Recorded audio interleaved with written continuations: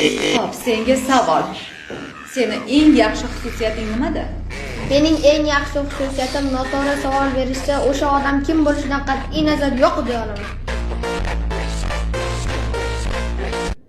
Ha, yo'q deya olaman degin. Shu gapingga javob bera olasanmi? Yo'q.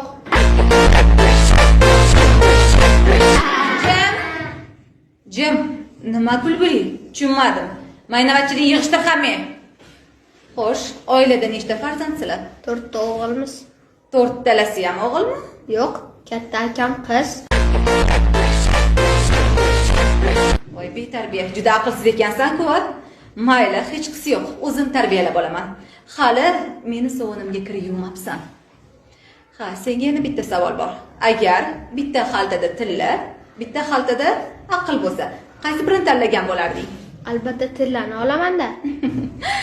Aqlsizliging mana shu yerda yana bir bora bilindi. Seni o'rningda agar men bo'lganimda aqlni tanlagan bo'lardim.